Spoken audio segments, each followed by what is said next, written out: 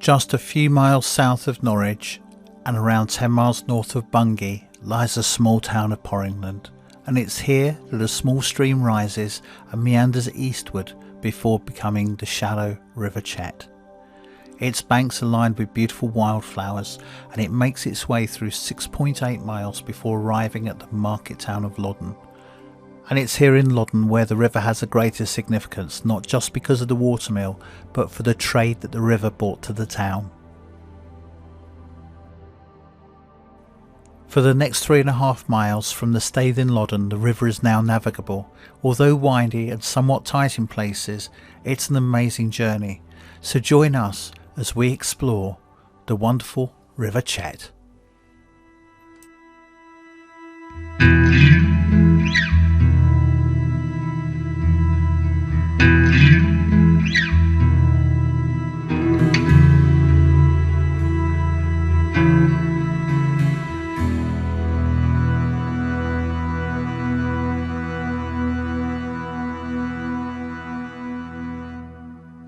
Welcome to the mouth of the River Chet, what's probably the shortest river on the Broads. Just over 3.5 miles, it passes Chedgrave before it goes down to Loddon and finishes at the Staithe. The mouth of the river is marked by a stone monument called Hardley Cross. The monument itself was constructed in 1676, although evidence shows that a previous monument may have stood there since the 1400s. It's been regularly repaired over the years, especially in the 19th century, and in 1990 bank strengthening was necessary to stop the monument from slipping into the river. Historically though, the monument marks the delineation between Great Yarmouth and Norwich and may have indicated where taxes were payable to and to which diocese.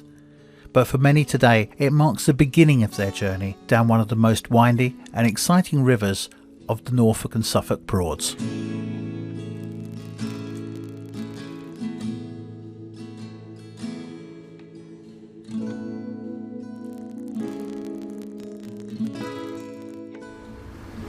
So you can see how narrow this entrance is for the River Chet, and boats come out of here really quickly. The reeds grown up right into the river itself. It's really restricting the navigational width, but also on top of that, it doesn't show what obstructions there are at the river banks, and this is quite a challenging piece of river to try and navigate down. You have to keep a positive driving pressure on the boat, so if the tide's coming against you it's a lot easier, but if the tide is behind you it makes steerage very, very difficult. About half a mile of bends which are quite challenging, and you have to keep a very good lookout for anybody coming the other way.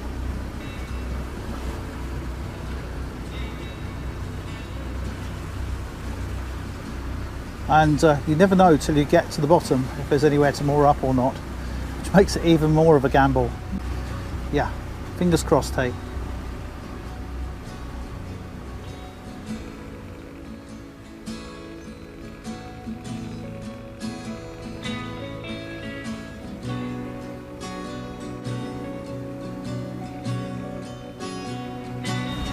A few years ago, I did some filming of somebody who had a replica patrol boat river, and it looked awesome, proper Vietnam era, and it was very sad when it was sold, even though it was a replica, because the person it was sold to literally just took a chainsaw to the sides to get the engines out. But imagine getting that boat down this river, how awesome that would look.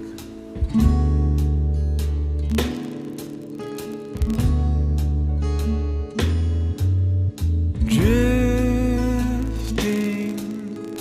in between darkness and kerosene, the storm made quick work, the power line down the street.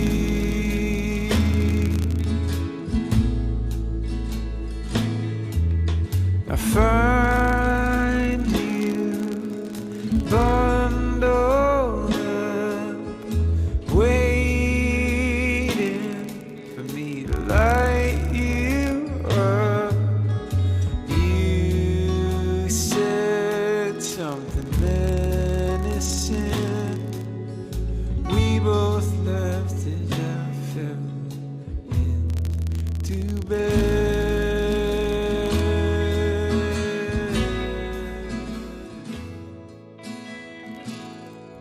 lovely little mooring just before you get to Loddon's Chedgrave Common. It's free, probably get about 3 boats on there, but our game plan today is if we can't get into Loddon, we'll head back and we'll stop at Chedgrave. And it's only a short walk back into town from there anyway if we need to. So that's our game plan for today.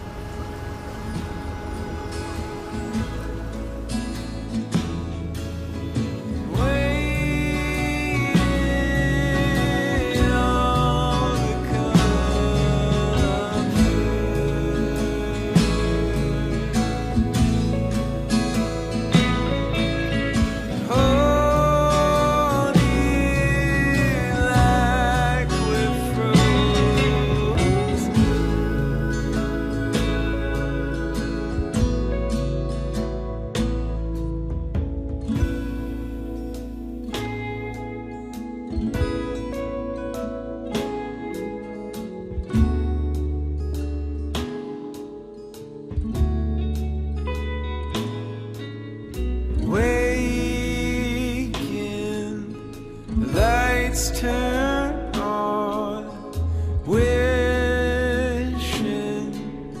that they stayed off our time away from everything as bittersweet as the seasons changing.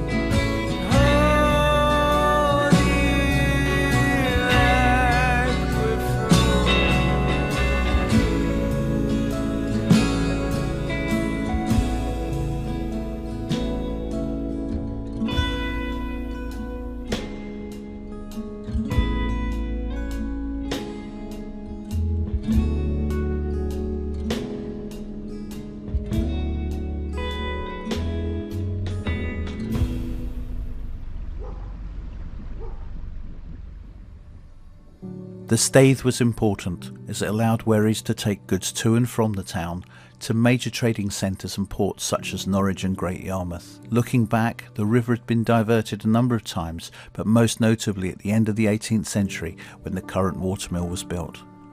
Initially steam powered, it traded for many years, not without drama, including bankruptcy. However, it prevailed and became one of the major trefoil processing plants in the country. The mill itself holds a special place in my heart because my grandfather, William Brewster of Banham, was also a feed miller. He had business with Woodsadmore & Co frequently over the years, and it's always nice to have a look and see how your family history relates to different places. If you want to find out more about Loden Mill, there's an excellent website called norfolkmills.co.uk which lists the history, the owners, and also an awful lot more about the business itself.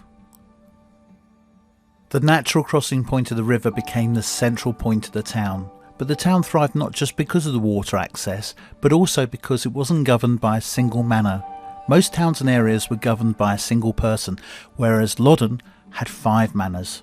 It enabled competition and the town to grow, and the historic buildings in the town really reflect this, and it's well worth a walk around and having an explore. But there's one building in particular that must be mentioned, and it's the oldest building, the Holy Trinity Church.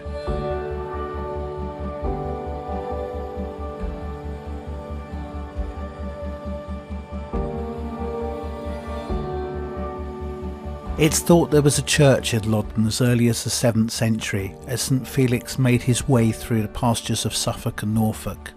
The current church, dating back to the 15th century, was constructed of brick, stone and flint and contained some amazing artefacts, including a surviving statue of the Holy Trinity. Most of these, though, were destroyed in the time of the Reformation.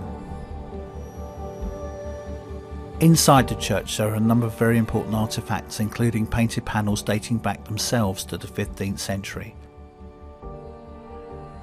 The 4 acres of grounds that surround the church tell a story of community and life gone by of Loddon. Local historians have ensured those buried there are not forgotten, bringing their lives back to life, telling of their past work, their families, where they lived and their significance to the town of Loddon itself.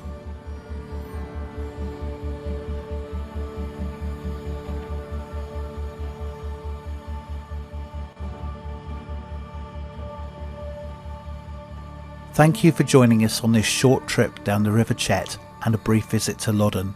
In coming episodes we're going to look closer at the relationship of transport of goods on the Broads and explore some long lost waterways.